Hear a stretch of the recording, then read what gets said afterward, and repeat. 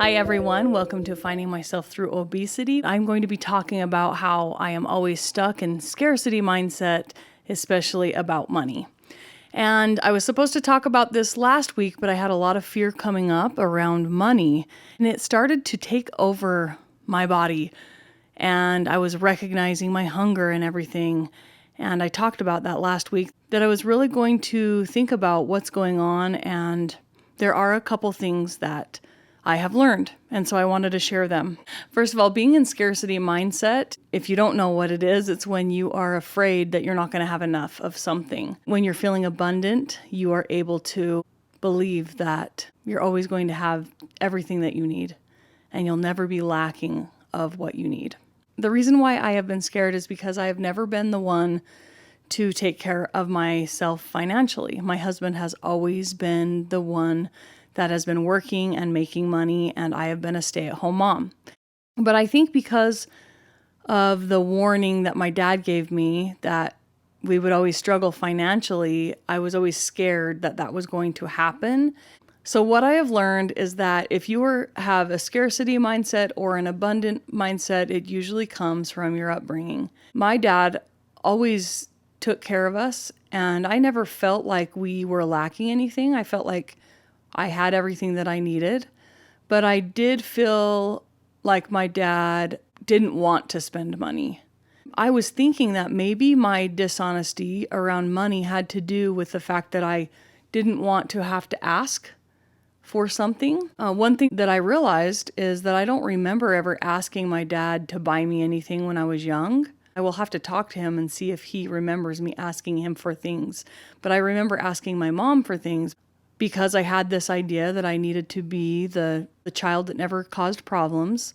Maybe I could sense that my dad didn't like spending money, and so I didn't want to ask him for things. So I would continue him looking at me like I was an easy child or a good child.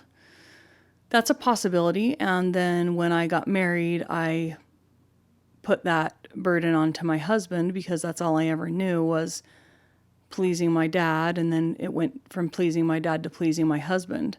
And I really did go from having my dad take care of me to thinking that my husband was going to take care of me in the same way that my dad did. One of the fears that I have around money is that I've been living in my dad's second home, and he's been providing this home for us for a while now because we have struggled so much. When I first moved into this house, it was going to be temporarily till we could get back on our feet.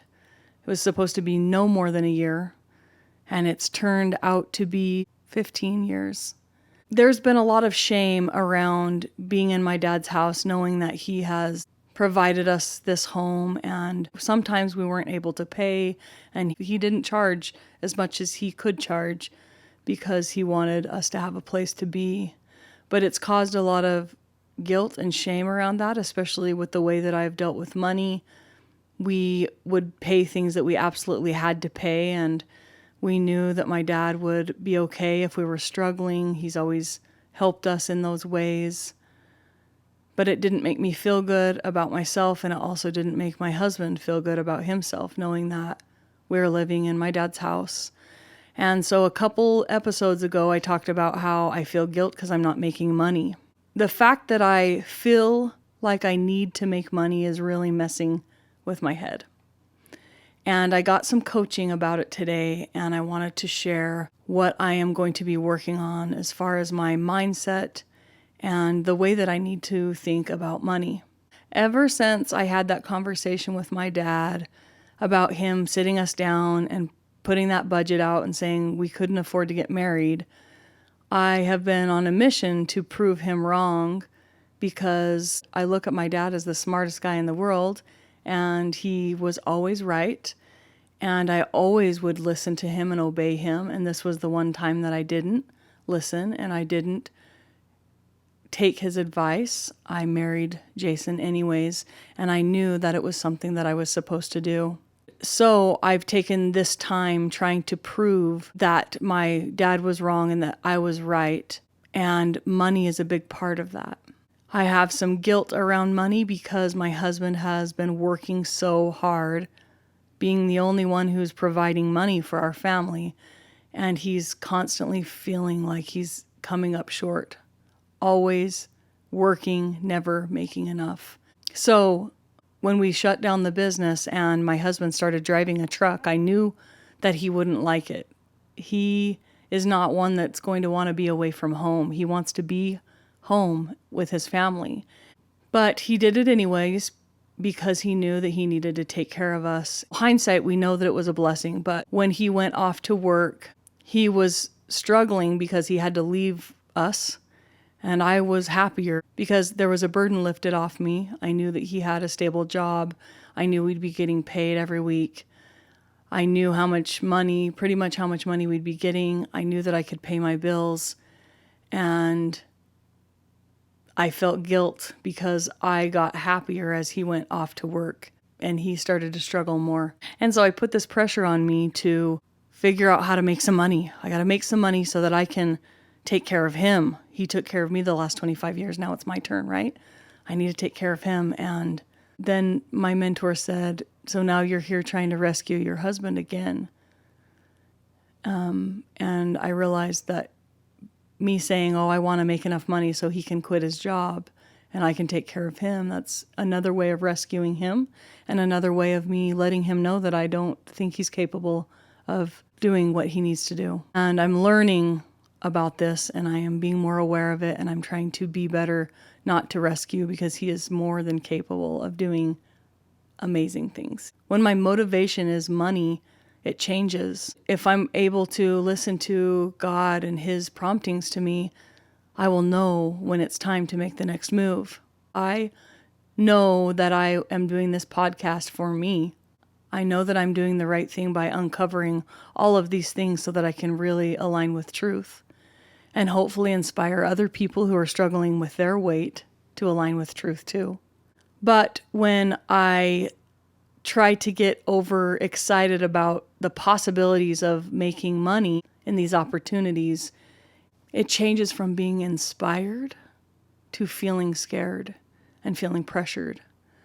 And so there are some mind shifts that I need to do in the way that I'm thinking about money. I am not doing this podcast for money. This is about me uncovering the shadows, the darkness, all the things that I don't want people to see, that I didn't want to see. I didn't want to look at it. And I can honestly tell you that I couldn't see it. And until I was forced into this dark place and I was forced to continue to search for answers, I finally saw that I wasn't looking at myself in truth. And I finally saw all of the years of me trying to avoid the truth. Having a scarcity mindset is all about the way you're thinking. All of this work that I'm doing is bringing me to that awareness of what are my thoughts and are these thoughts really serving me? One thing that I do know is that I am supposed to do this podcast and I'm supposed to share my dark sides and I am supposed to figure out why I'm eating and what my body is protecting me from, and bring all of that darkness inside of me to light. I need to focus on my healing and that I will know when it's right, just like when I started this podcast. I was supposed to start it back in February, but I wasn't ready. I didn't have enough information yet, and then once I had the information I knew that I needed to share, I didn't hesitate to share it. One other thing that Angel helped me become aware about my dishonesty is that the fact that I didn't want to look at myself was telling me that I was living in shame and I was living in low self-worth, but I wasn't willing to look at it. And she said that my reputation was like my fortress. So as long as people saw me as this certain girl, then that was my fortress. That was my protection. And when I was not around other people and I was alone, then I could do whatever I wanted to. After that, I would go to shame and I would feel bad. And then I would go to seek for praise and love and attention from other people. At the core level, I would sabotage myself because the shame was there. I wasn't willing to look at it. And I thought that was really interesting to think about. Hopefully I will spark some conversations with people who are heavy and who have struggled say to themselves, man, where am I being dishonest with myself? Where am I not being true to who I am? What am I burying inside of me that I don't want people to see? Because I believe that the fat on our bodies represent that protection. Our body is just protecting us. And it thinks it's doing the right thing by protecting us. I know that I need to be aware of my thinking.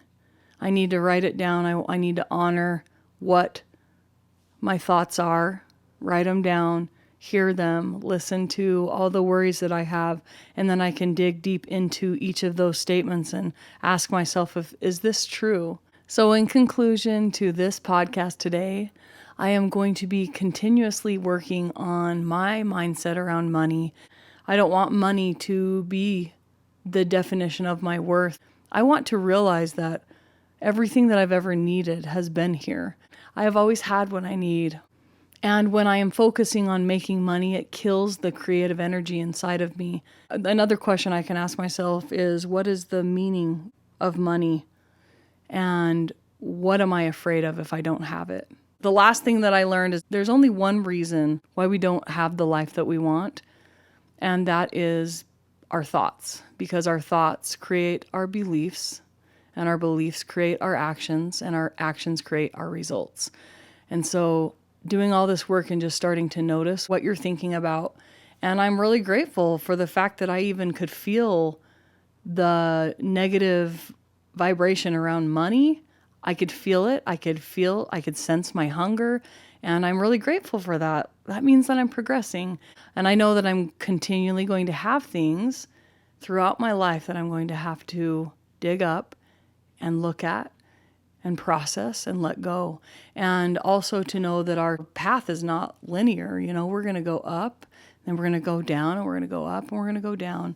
And I think the important part is being able to love ourselves through those down parts and have compassion for ourselves. And as my mentor Angel would say, can I love myself through this moment?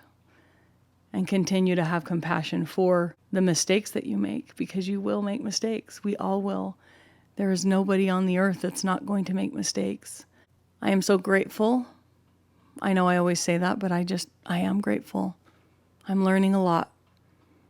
And I hope that you are too. Thank you. Thank you for coming on this journey with me. We will see you next week.